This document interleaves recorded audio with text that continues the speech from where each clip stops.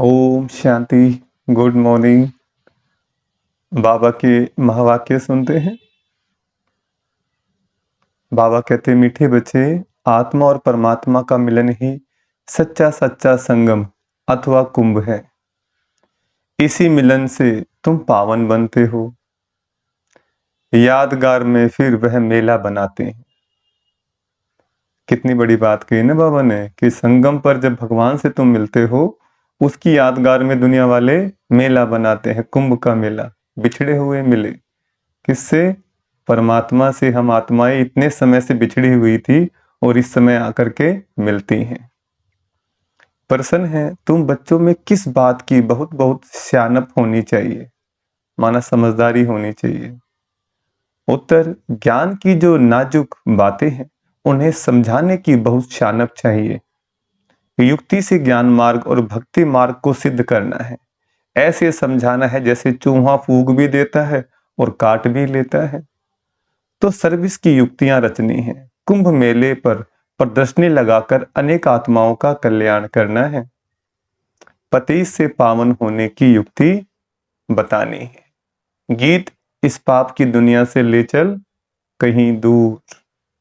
ओम शांति। देखो बाबा कितना अच्छा बता रहे हैं कि आपको बड़ी युक्ति से, जिस प्रकार चूहा काट देता है, फूंकता है पहले फिर काटता है वो, तो इसी प्रकार हमें भी ज्ञान और भक्ति मार्ग का जो है अंतर उनको सिद्ध करना है प्रॉपर।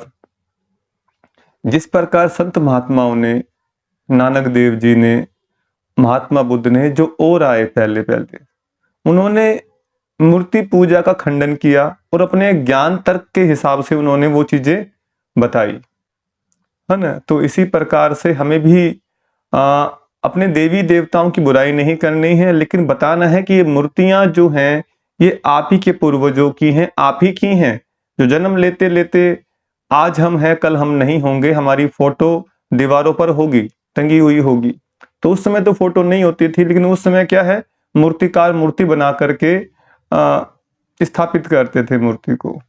तो धीरे धीरे करते करते फिर आज तो कितना गिरावट आ गई है। अपने चरित्र को नहीं जान पा रहे हैं और ना ही अपने बड़े बुजुर्गों के हमने कैरेक्टर को फॉलो करना है, ना ही वही कर पा रहे हैं। तो बड़ी युक्ति से हमने चलना है और सभी की देवी चेतना को उठाने के लिए ये कार्य करना है हमें। बाप बैठ बच्चों को समझाते हैं, पाप की दुनिया को कलयुगी, पतित, भ्रष्टाचारी दुनिया कहा जाता है और फिर पुण्य की दुनिया को सतयुगी, पावन, श्रेष्ठाचारी दुनिया कहा जाता है। परमात्मा ही आकर पुण्य आत्मा, पवित्र आत्मा अथवा पुण्य की दुनिया बनाते हैं। मनुष्य पुकारते हैं पतित पावन बाप को, क्योंकि खुद पावन नहीं है। अगर समझते पतित पावनी गंगा है, वह त्रिवेणी है, फिर पुकारते क्यों है कि हे पतित पावन आओ, गंगा व त्रिवेणी तो है ही, उनके होते हुए भी पुकारते रहते हैं। बुद्धि फिर भी परमात्मा की तरफ जाती है। परमपिता परमात्मा जो ज्ञान का सागर है, उनको आना है। सिर्फ आत्मा नहीं लेकिन पवित्र जीवात्मा कहा जाएगा। अभी पावन जीवात्मा तो कोई है नहीं। पतित पावन बाप आते ही तब हैं जब सतयुगी पावन दुनिया की स्थापना करनी है और कलयुगी दुनिया का विनाश करना है। जरूर संगम युग पर ही आएंगे।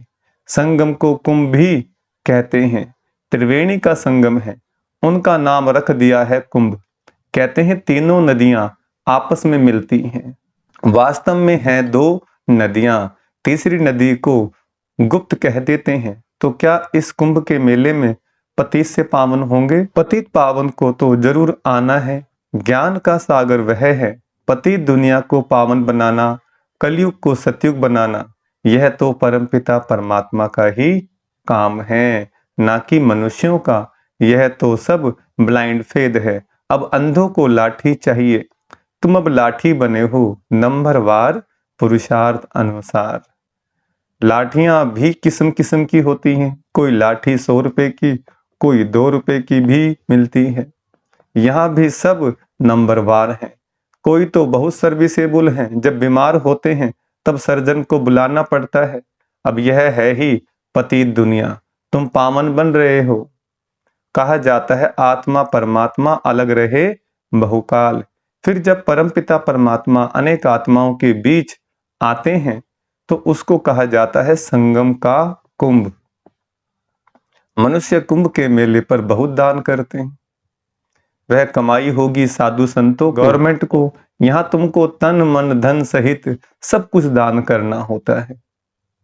पतित पावन बाप को वह फिर तुमको भविष्य में स्वर्ग का मालिक बनाते हैं। जिस प्रकार सुदामा को दिखाते हैं ना, थोड़े चावल दिए उसके बदले महल मिल गए।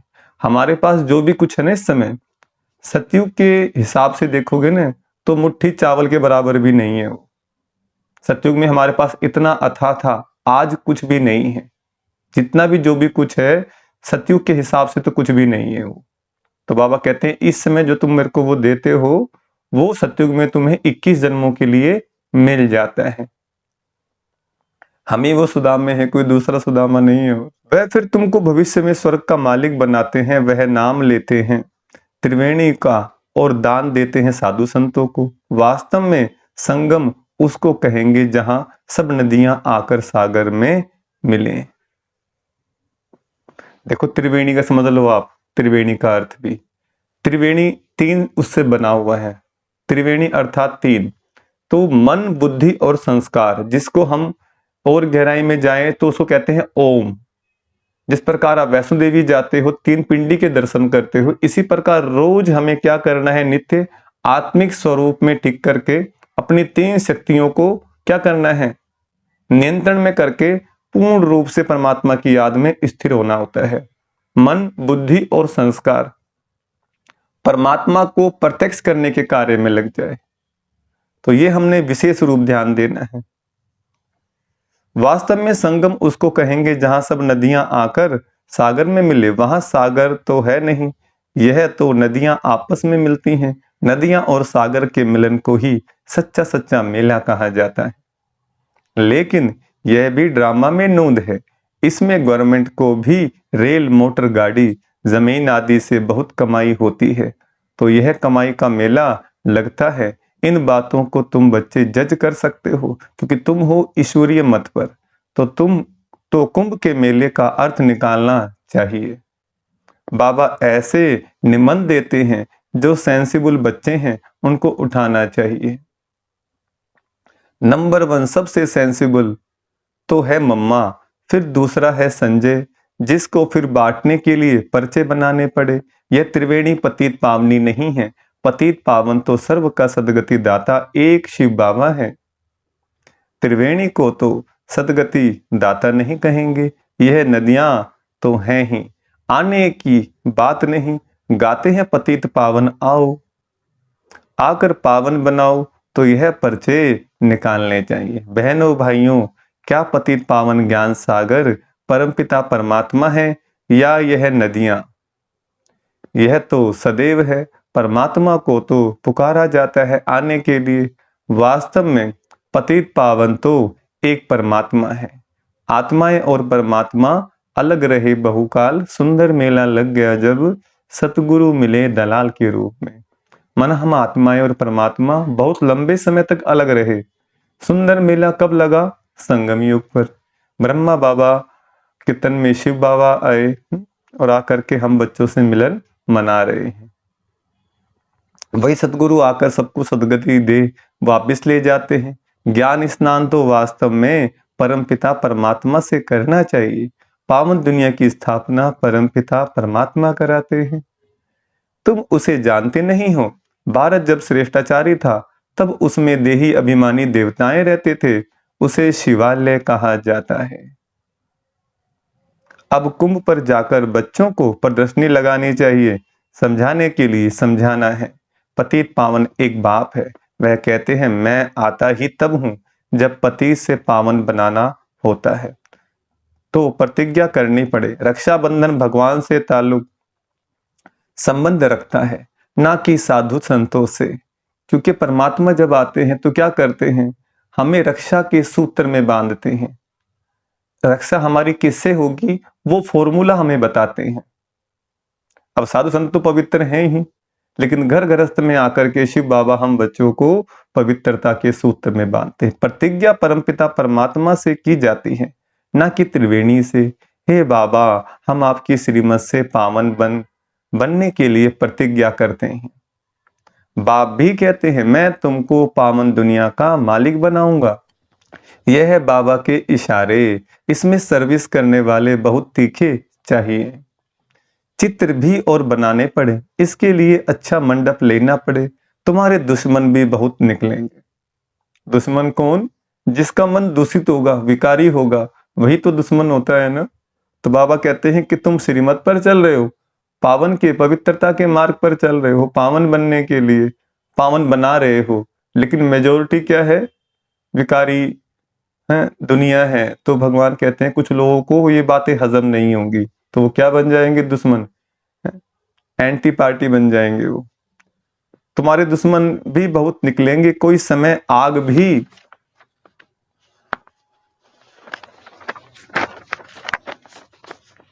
आग लगाने में देरी नहीं करेंगे।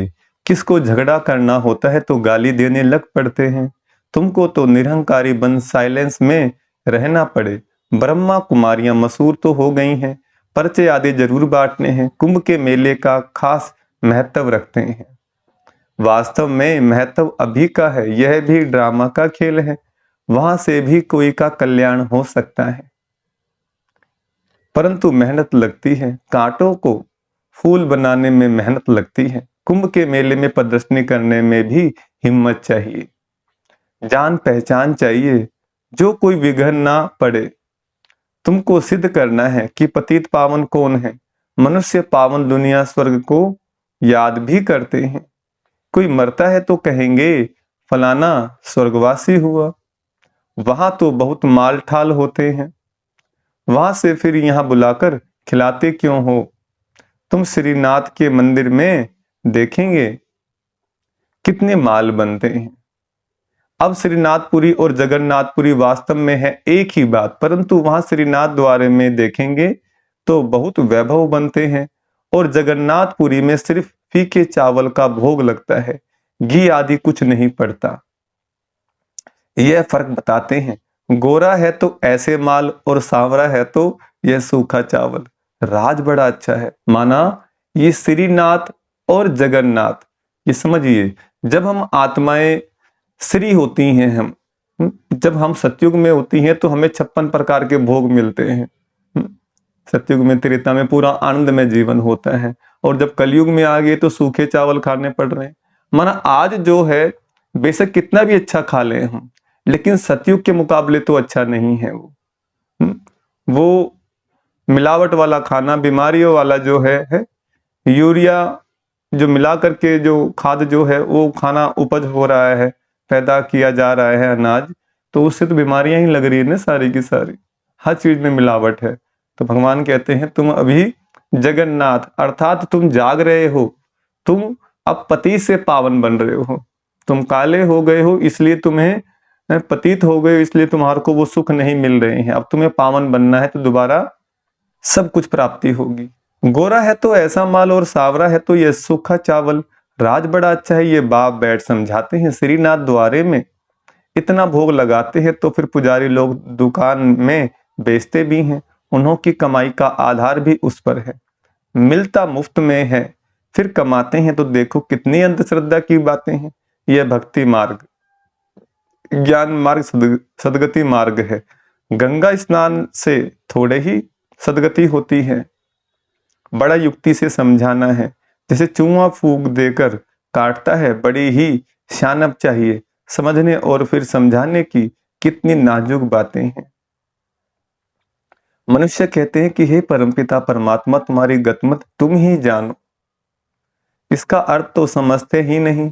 तुम्हारी श्रीमत से जो सदगति मिलती है वह तुम ही कर सकते हो, और कोई कर ना सके। सर्व का सदगति दाता एक है। सर्व अक्षर जरूर डालना है। समझाया बहुत जाता है, परंतु समझने वाले तो बहुत थोड़े निकलते हैं। प्रजा तो बहुत बनती रहती है। मनुष्य खुदा के नाम पर बहुत दान पुण्य करते हैं तो एक जन्म के लिए फल मिल जाता है। यहाँ तो 21 जन्म के लिए मिलता है। ईश्वर अर्दान करने से ताकत मिलती है। यह ईश्वर को जानते ही नहीं तो ताकत ही नहीं रही है। हिंदुओं के गुरु गोसाई तो ढेर हैं, क्रिश्चियन का देखेंगे तो एक है, एक का कितना रिगार्ड है। रिलीजन इज माइट कहा जाता है। अभी तुमने रिलीजन को समझा है तो कितनी ताकत मिलती है। बाबा कहते हैं बच्चे सबको यही वशीकरण मंत्र दो। बच्चों को बाप कहते हैं तुम जहां से आए हो उसे याद करो तो अंतमति सो गति हो जाएगी। बाप को याद करने से ही पावन बन सकते हो, पाप दग्ध होंगे। बाप और वर्षे को याद करना है जिससे सारा चक्कर बुद्धि में आ जाता है। ग्रस्त व्यवहार में रहते देह के सर्व संबंधों से बुद्धि निकाल बाप के साथ जोड़ने का पुरुषार्थ करना है। जो फिर अंत समय भी वही याद पड़े और कोई की याद पड़ी तो सजा खानी पड़ेगी और पद भी कम हो जाएगा। जिस प्रकार व्यक्ति मरने के समय भी क्या होता है, भगवान का नाम दिलाते हैं कि भाई हरि बोल, श्री नारायण को जपो, राम राम बोलो। लेकिन परमात्मा कहते हैं अभी सृष्टि का जो पूरा अंतिम समय चल रहा है, परिवर्तन की बेला चल रही है, तो इसलिए अब तुम्हें क्या करना है, ईश्वर का सिमरन करना है, ना कि तुम्हें संसार के अंदर फंसना है। तो वास्तव में कुंभ कल्प के संगम को कहा जाता है जब आत्माएं और परमात्मा मिलते हैं। परमात्मा ही आकर राजयोग सिखाते हैं, वह है पुनर्जन्म रहित। परंतु बच्चे भी समझते नहीं हैं, श्रीमत पर चलते नहीं तो बेड़ा पार कैसे हो। बेड़ा पार होना माना राजाई पद पाना। श्रीमत से ही राजाई मिलती है, श्रीमत पर नहीं चलते तो आखिरीन खत्म हो जाते हैं। सजनियां साथ में वह चलेंगी जिसका दीपक जगा हुआ होगा। जिनके दीवे बुझे हुए हैं वह साथ में थोड़े ही चलेंगे। अनन्य बच्चे ही चलेंगे, बाकी तो नंबरवार पिछाड़ी में आएंगे। लेकिन पवित्र तो सब बनेंगे। सब आत्माएं भी एक जैसी ताकत वाली नहीं हो सकती हैं। हर एक का आत्मा का पार्ट अलग अलग है, अपना अपना है, एक जैसा पद नहीं मिल सकता। अंत में सबका पार्ट क्लियर हो जाएगा। झाड़ कितना बड़ा है, कितने मनुष्य हैं। मुख्य तो जो बड़े बड़े टाल टालियां हैं वह देखने में आएंगे। मुख्य है फाउंडेशन, बाकी तो बाद में आते हैं, उनमें ताकत कम होती है। स्वर्ग में सभी नहीं आ सकते हैं, भारत ही हेवन था। ऐसे नहीं कि भारत के बदले जापान खंड हेवन हो जाएगा, ऐसे हो नहीं सकता। अच्छा, मीठे मीठे बाप दादा व माता पिता के लाडले सिकलदे ज्ञान सितारे बच्चों को याद प्यार और गुड मॉर्निंग। रूहानी बाप की रूहानी बच्चों को नमस्ते। हम रूहानी बच्चों की रूहानी बाप दादा को याद प्यार, गुड मॉर्निंग और नमस्ते। रात्रि क्लास है 24 अप्रैल 1968 की मुरली है, सुनेंगे ध्यान से। बच्चों को समझाया गया है और धर्म स्थापक कोई सभी का कल्याण नहीं कर सकते हैं, वह आते हैं सभी को ले आते हैं। जो लिबरेट कर गाइड करते हैं उनका ही गायन है। वह भारत में ही आते हैं तो भारत सभी से ऊंच देश ठहरा। भारत की बहुत महिमा करनी है, बाप ही आकर सर्व की सद्गति करते हैं, तब ही शांति होती है। विश्व में शांति थी, सृष्टि के आदि में स्वर्ग में एक ही धर्म था। कौन सा धर्म? आदि सनातन देवी देवता धर्म। आज हम खाली क्या बोल देते हैं, अपने आप को हिंदू बोल देते हैं। थोड़े समझदार हैं तो वो सनातनी धर्म के बोलेंगे। परमात्मा ने बोला कि ये आधा अधूरा नहीं बोलना सनातन धर्म, पूरा बोलो आदि सनातन देवी देवता धर्म, क्योंकि देवी देवताओं का राज्य था। अभी अनेक धर्म है, बाप ही आकर शांति स्थापन करते हैं, कल्प पहले मिसल करते हैं। तुम बच्चों को ज्ञान मिला है तो विचार सागर मंथन चलता है, और तो कोई का चलता ही नहीं है, यह भी तुम समझते हो। देह अभिमान के कारण देह को ही पूजते हैं। आत्मा पुनर्जन्म तो जरूर यहाँ ही लेगी ना, अभी तुम समझते हो। पावन तो एक ही है, बाप ही गुप्त ज्ञान देते हैं, जिससे सभी की सद्गति हो जाती है। बाकी हनुमान व गणेश आदि जैसे कोई होते ही नहीं हैं। माना कोई व्यक्ति ऐसे वानर मुख लेकर के, किसी के लंबे लंबे सूंड, लंबे कान, इनका आध्यात्मिक रहस्य है। ये परमात्मा कहते बच्चे ये तुम्हारी ही कहानी है। जब इसका आध्यात्मिक रहस्य समझते हो तो तभी तुम्हारा कल्याण हो पाता है। इन सभी को कहा जाता है पुजारी। अच्छा, रूहानी बच्चों प्रति रूहानी बाप व दादा का याद प्यार गुड नाइट। रूहानी बच्चों को रूहानी बाप की नमस्ते। हमारी भी बाबा को गुड नाइट और नमस्ते। धारणा के लिए मुख्य सार है। पहला पॉइंट, सजाओं से बचने के लिए देह के सर्व संबंधों से बुद्धि योग निकाल एक बाप से बुद्धि योग जोड़ना है। अंत समय में बाप के सिवाय कोई याद ना आए। दूसरा, निरंकारी बन, साइलेंस में रह, कांटों को फूल बनाने की मेहनत करनी है। श्रीमत पर अंधों की लाठी बनना है, पावन बन पावन बनाना है। वरदान, समर्थ संकल्पों द्वारा जमा का खाता बढ़ाने वाले होली हंस भव। वरदान का विस्तार, जैसे हंस कंकड़ और रतन को अलग करते हैं, ऐसे आप होली हंस अर्थात समर्थ और व्यर्थ को परखने वाले, जैसे हंस कभी कंकड़ को चुग नहीं सकते, अलग करके रख देते, छोड़ देते, ग्रहण नहीं करते, ऐसे आप होली हंस व्यर्थ को छोड़ समर्थ संकल्पों को धारण करते हो। व्यर्थ तो बहुत समय सुना, बोला, किया, लेकिन उसके परिणाम में सब कुछ गंवाया है। अब गंवाने वाले नहीं, जमा का खाता बढ़ाने वाले हो। स्लोगन है, स्वयं को ईश्वरीय मर्यादाओं के कंगन में बांध लो तो सर्व बंधन समाप्त हो जाएंगे। स्वयं को ईश्वरीय मर्यादाओं के कंगन में बांध लो तो सर्व बंधन समाप्त हो जाएंगे। अच्छा, ओम शांति।